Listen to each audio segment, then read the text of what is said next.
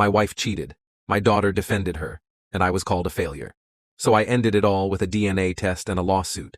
Hello Reddit I plus here. I've always been a simple man. I work hard, love harder, and believed in the concept of forever. I married Leanne when I was 26. She was 23, radiant and fiery. The kind of woman who could quiet a room with her smile and restart an argument with a single glare. I thought her passion meant loyalty. I thought wrong. We were married for 17 years. We had one child, our daughter, Skylar. She's 16 now. And until about 6 months ago, I would have sworn I'd die for her. I thought I had a normal life. I worked as a mechanical engineer for a small company, clocked in at 7, home by 5, dinner with my family, weekends at the lake, the occasional couples game night. Leanne worked part-time at a real estate office, or so I thought. The cracks begin to show. It started with the phone. Leanne had always been private, but now she panicked when I picked up her phone to check the weather. I remember the first time I noticed, March 3rd, a random Tuesday. She was in the shower. I tapped her phone to check the forecast for the weekend fishing trip I had planned with my brother. The second my finger hit the screen, she called out, "What are you doing?" Not annoyed. Panicked. I laughed it off, but something stuck in my gut. That uneasiness you can't name yet. Over the next few weeks, she got distant, colder. She'd come home later. Said she was working more. She wasn't affectionate anymore, and when I brought it up, she gaslit me. Said I was needy. Said I was imagining things. Even Skylar started snapping at me, saying I was too controlling, too paranoid. Then, on our anniversary, our 17th, I made reservations at our favorite steakhouse. She never showed. Her phone went to voicemail. Skylar just shrugged and said, maybe she got busy. The discovery, it all came crashing down 3 days later. I was doing laundry, and I accidentally dropped one of Leanne's jackets behind the washer. When I bent to grab it, I found something underneath, an envelope from a jewelry store. Inside was a receipt for a $4,200 necklace, dated a week ago. It wasn't for me. I checked every drawer, every cabinet, every hiding spot. Nothing. I confronted her that night. At first, she lied. Said it was for her boss's wife, a gift. I didn't believe her. I asked again, calmly. And then it happened. She laughed. "You're just a boring man stuck in a boring life," she said. "He made me feel alive again. Something you haven't done in years." "He?" I asked. "Does it matter?" She shot back. It mattered. It turned out to be someone I knew. A man named Eric. He was a contractor we hired last summer to renovate the downstairs bathroom. I remembered him. Tall. Charismatic. Smiled too long at her. I didn't like it then. I hate that I was right. She admitted it started as just talking, then became more. They'd been seeing each other for over a year. She said she planned to leave me eventually, but was waiting for Skylar to finish high school. Skylar defended her. Defended her. She said I drove mom to it, that I never showed love, that I failed her as a father and husband. That one broke me. I raised her. I bathed her, rocked her to sleep, worked overtime to send her to her dream summer camps. I stayed up during her fevers, showed up to every recital, every game. I made her pancakes every Sunday. I gave her everything I had. And she picked her. But one night, alone in my garage, drunk on betrayal and shame, I remembered something.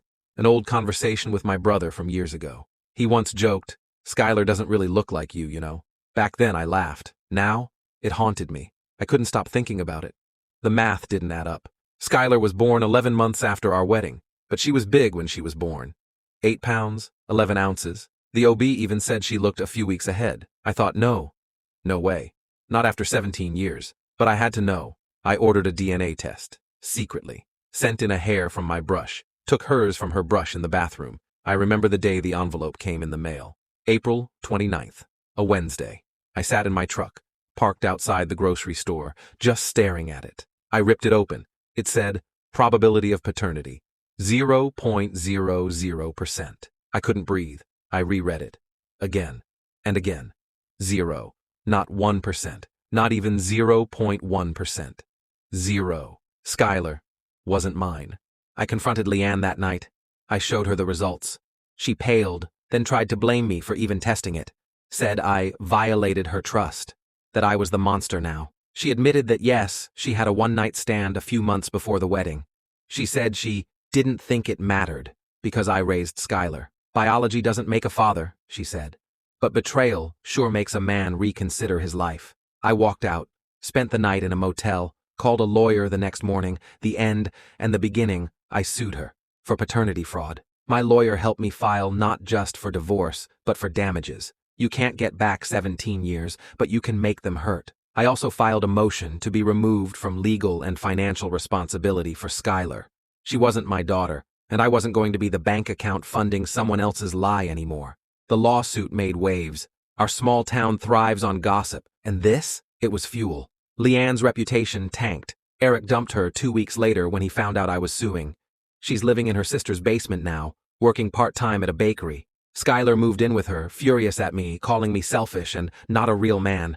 I haven't seen or spoken to either of them since June. And you know what? I feel peace. Because for the first time in years, I'm not living a lie. I'm not loving people who don't love me back. I'm not paying for other people's sins. Epilogue. I'm 43 now, starting over. I've joined a hiking group. I'm rebuilding relationships with old friends. I read more, sleep better. I adopted a dog, Max. Big, goofy mutt who doesn't care about DNA tests. People call me bitter, but I'm not. I'm free. And if there's one thing I've learned through all this, it's that sometimes the truth doesn't set you free gently. Sometimes it rips you apart, burns down your house, and leaves you naked in the ashes. But it's still freedom, and damn, it feels good. 2 months after I left, I got an email from Skylar. Subject line, "You'll always be my dad." I stared at it for an hour before opening it. I wanted to believe it was her olive branch, that maybe, just maybe, she understood the depth of what had happened, but the message inside broke what was left of my heart. I know you're angry, but you didn't have to blow up our lives. Mom made a mistake. You raised me, and that means something. Eric doesn't want anything to do with me.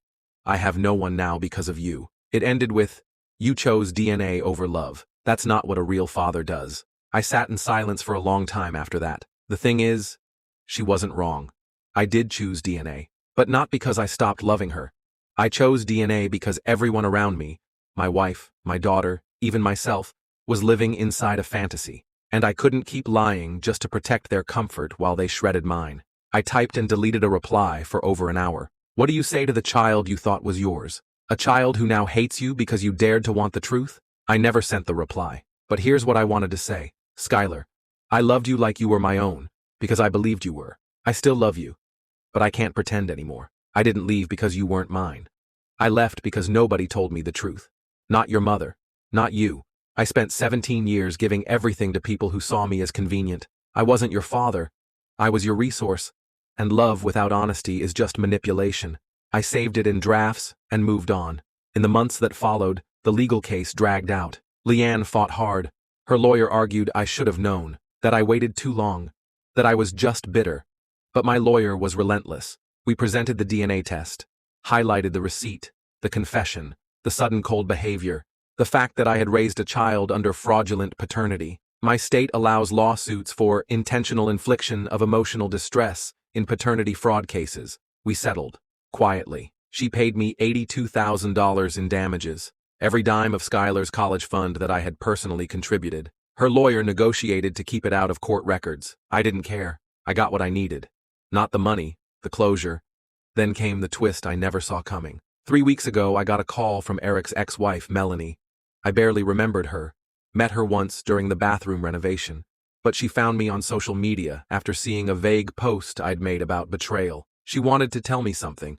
Said it had been eating her up. Turns out, Eric and Leanne's affair wasn't just physical. They planned it from the beginning. Back when he first came to the house, Leanne had already started reaching out to him online. Flirty messages.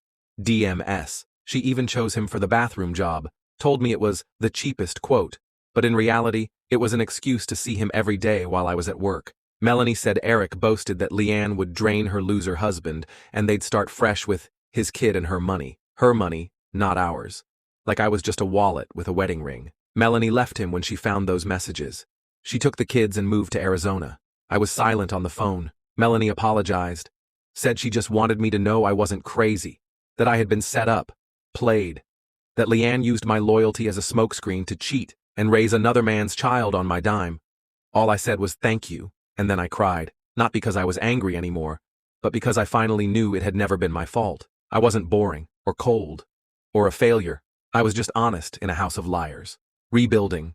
It's been 10 months since I walked out. I've sold the house, bought a small cabin just outside the city, quiet, peaceful, surrounded by pine trees and the kind of silence that heals. I still haven't spoken to Skylar. Some days I want to reach out, but I've learned something. Not everyone you raise is yours, and not everyone you lose was meant to stay. Love can be real and still end. Betrayal can happen slowly, like rot under the floorboards, until one day your entire house collapses.